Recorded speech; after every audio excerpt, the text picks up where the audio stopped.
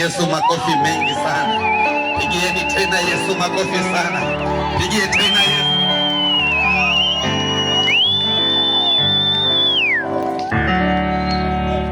Jamani, haleluya.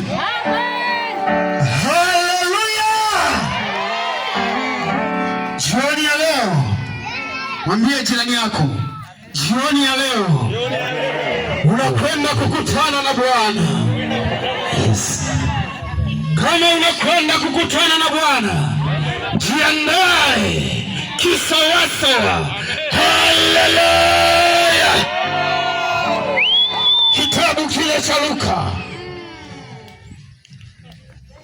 kitabu kile cha Luka, ile sura ya 8 mstari wa 26, ukianzia pale, hizi ni habari za Yesu. Haleluya, za mwanaume Yesu ambaye,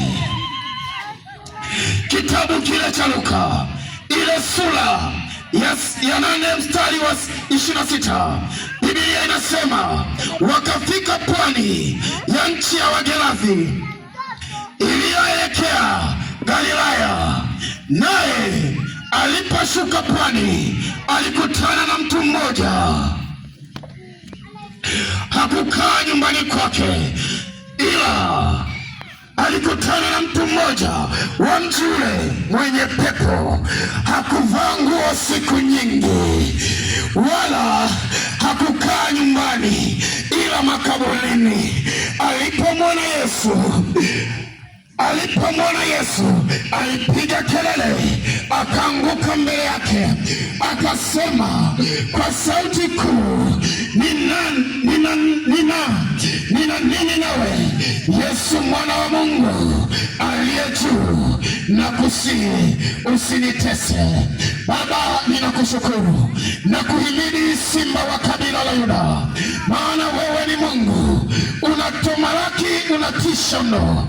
Ndani ya mji huu jioni ya leo, nazinena siri zako. Ninapozinena siri zako, Roho ya Mungu, ni maombi yangu utamalaki, ukahudumia kila moja mahali alipo, kwa jina la Yesu Kristo. Kila roho ya yule mwana na ibilisi naikemea. Amen. Sikiliza nikwambie, hizi ni habari ninazozipenda, habari za Yesu ambaye yuko hai. Subiri habari za hayati wala marehemu. Ninamhubiri mwanaume wa wanaume ambaye ni simba wa kabila la Yuda. Sikiliza, ninaposoma kitabu hiki cha Luka sura ya 8, ninagundua ya kwamba kwenye mji wa Wagerasi, makusudi ya Yesu yalikuwa ni kwenda kwenye mji wa Wagerasi ili kuwafundisha, ili kuwaleta watu ambao, ukifuatilia historia, mji wa Wagerasi ni mji wa sasa ambao unaitwa Gerashi, ambao uko Yordani. Kwa kipindi kile ulikuwa ng'ambo ya Galilaya, kabla Galilaya Yordani ile haijatambulika kuwa nchi. Sikiliza nikwambie, leo hii Gerashi inatambulika kuwa ni miongoni mwa miji ambayo ipo ndani ya nchi ya Yordani. Haleluya. Sikiliza nikwambie, mji huu sifa yake kubwa, mji huu wa Gerashi ambao ni Gerashi kwa sasa. Sikiliza, sifa yake kubwa ulikuwa ni kitovu cha mji wa Yordani, cha nchi ya Yordani. Haleluya, haleluya. Kama ni kitovu, maana yake nini? Kilikuwa ni kitovu ambacho hata kwenye ulimwengu kina sifa kubwa. Haleluya. Ndani ya ule mji lilijengwa hekalu la Mungu Zeus. Bwana asifiwe.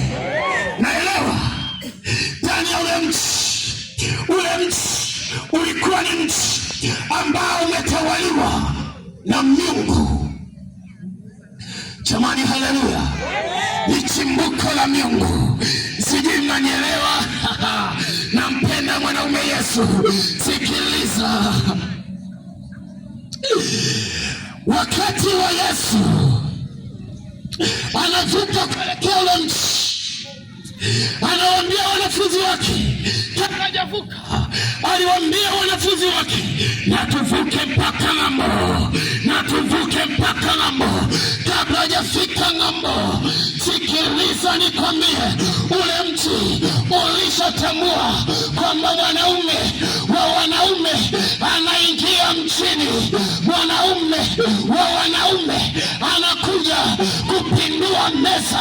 Sikiliza nikwambie, jioni ya leo niko tayari, mwanaume wa wanaume namtangaza, mpindua meza yuko hapa kupindua meza za wachawi, yuko hapa kupindua meza za mateso, yuko hapa.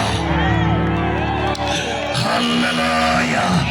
Wangapi wanapenda meza zipinduliwe jioni ya leo? Wanaopenda meza zipinduliwe jioni ya leo, sikiliza nikwambie, habari za hayati, habari za marehemu wachie wengine. Sikiliza nikwambie, huyu Yesu yuko hai mwanaume, yuko hai mwanaume.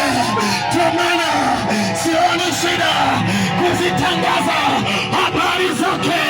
Sikiliza nikwambie, viongozi wa pesa wa leo hii ni marehemu, hajainuka mpaka leo. Jamani, mnaelewa? Kiongozi wa Shito ni marehemu mpaka leo. Mnaelewa?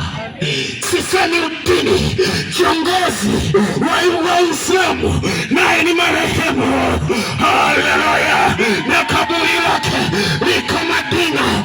Kama kuna mtu anapinga na aje hapa jioni ya leo. Sikiliza nikwambie, kaburi la mwanaume mmoja, na ninasema leo kaburi la mwanaume mmoja liko wazi. Sikiliza nikwambie, hilo kaburi la mwanaume mmoja Yesu liko wazi. Sikiliza, alilinda mwanaume asije akaibiwa. Sikiliza nikwambie, viongozi wa Kaisari wakapigwa, wakalala, Yesu akainuka. Napenda nikwambie